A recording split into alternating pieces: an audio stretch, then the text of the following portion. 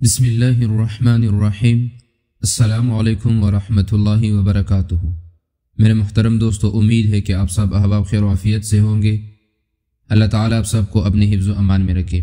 تہجد کی نماز ایک بہترین نماز ہے جس کی وجہ سے بندہ اللہ کے قریب ہو جاتا ہے اور اللہ سے جس بھی حاجت جس بھی ضرورت کے لیے سوال کرتا ہے، اللہ تعالیٰ اپنے بندے کی حاجت کو پورا فرماتا ہے۔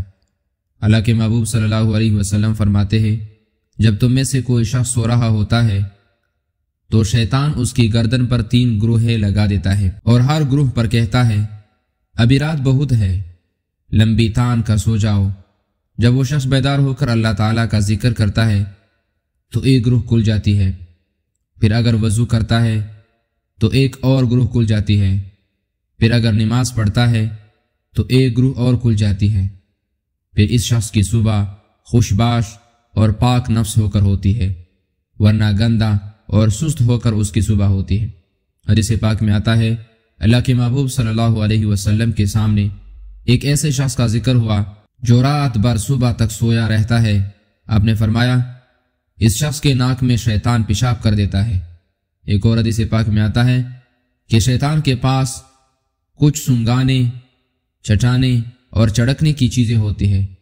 جب کسی بندے کو سنگاتا ہے تو وہ بدخلق ہو جاتا ہے، اور جب کسی کو چٹاتا ہے تو اس کی زبان برائی سے تیز ہو جاتی ہے، اور جب کسی پر چڑکتا ہے تو وہ شخص رات بھر صبح تک سویا رہتا ہے۔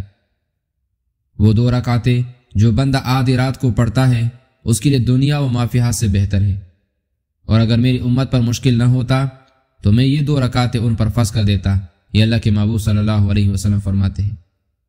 صحیح حدیث میں حضرت جابر رضی اللہ تعالیٰ عنہ سے روایت ہے کہ نبی کریم صلی اللہ علیہ وسلم نے فرمایا، ان من اللیل ساعۃ لا یوافقها عبد مسلم یسأل اللہ تعالی خیرا۔ ہر رات کو ایک گھڑی ایسی ہوتی ہے، ایک ایسا وقت ہوتا ہے، ایک ایسی ساعت ہوتی ہے کہ اس وقت کوئی مسلمان بندہ جب اللہ تعالیٰ سے کسی بلائی کسی خیر کے لیے مانگتا ہے، اللہ تعالیٰ اسے عطا فرما دیتا ہے۔ حضرت مغیرہ بن شعبہ رضی اللہ تعالیٰ عنہ فرماتے ہیں کہ رسول اللہ صلی اللہ علیہ وسلم اتنا قیام فرماتے کہ آپ کے دونوں پاؤں مبارک سوج جاتے۔ آپ صلی اللہ علیہ وسلم سے عرض کیا گیا، کیا اللہ تعالیٰ نے آپ کو اگلا پچھلا سب بخش نہیں دیا؟ تو آپ نے فرمایا، کیا میں شکر گزار بندہ نہ بنوں؟ اسے یہ حقیقت ظاہر ہوتی ہے کہ شکر گزار بننے سے مراد زیادہ مرتبہ ہے، کیونکہ شکر گزاری نعمت سے زیادہ ہونے کا سبب ہے۔ اللہ تعالیٰ قرآن میں فرماتے ہیں، لئن شکرتم لأزیدنکم، اگر تم شکر کرو گے تو میں تمہیں زیادہ دوں گا۔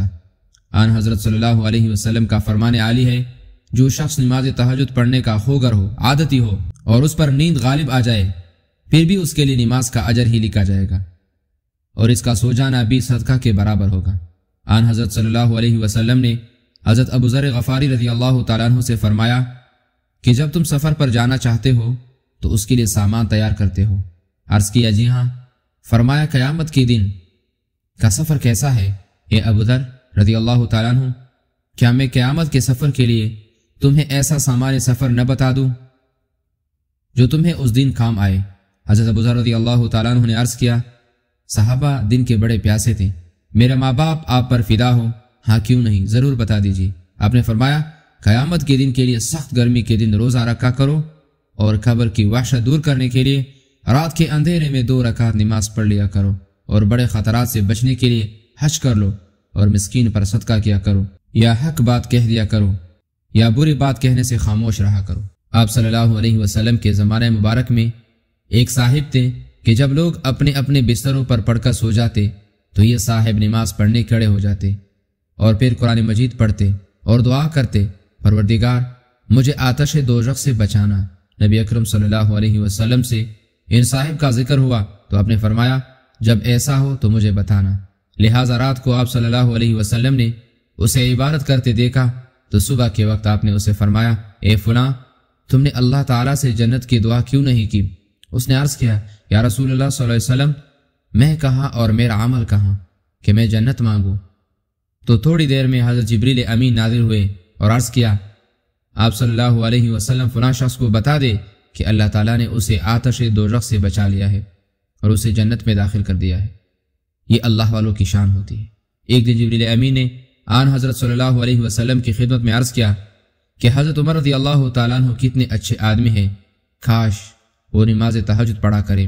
تو نبی اکرم صلی اللہ علیہ وسلم نے حضرت عمر کو بتایا، تو اس کے بعد آپ ہمیشہ نماز تہجد کے پابند رہے۔ حضرت نافع رضی اللہ تعالیٰ عنہ بیان فرماتے ہیں کہ حضرت عمر رضی اللہ تعالیٰ عنہ رات تہجد پڑھتے ہوتے تو مجھ سے پوچھتے، اے نافع کیا سحری کا وقت ہو گیا ہے؟ میں عرض کرتا ابھی نہیں، تو آپ دوبارہ نماز کے لیے کھڑے ہو جاتے، تو ٹہل کر پوچھتے، نافع سحری ہو گئی؟ تو میں عرض کرتا جی ہاں، تو آپ بیٹھ کر استغفار کرنے لگتے حتیٰ کہ فجر طلوع ہو جاتی۔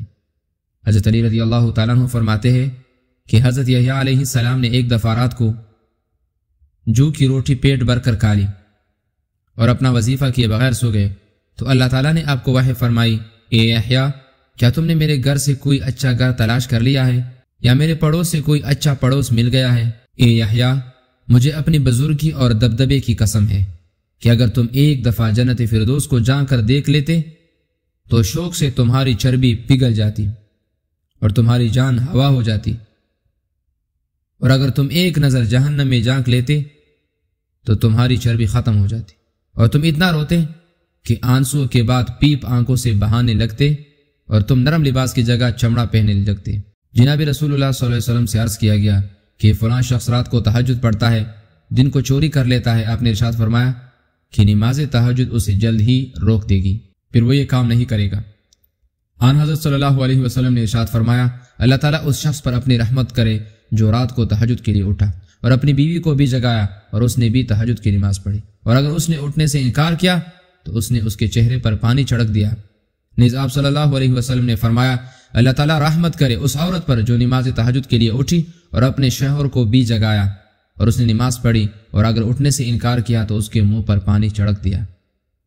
تو میرے محترم دوستو، نماز تہجد اللہ کے پسندیدہ، اللہ کے برگزیدہ، اللہ کے نیک بندوں کا عمل ہے۔ تو جب بھی آپ کو وقت ملے، چاہے وہ میری بہن ہو یا وہ میرا بھائی ہو، تہجد کی نماز پڑھنے کا اہتمام کریں۔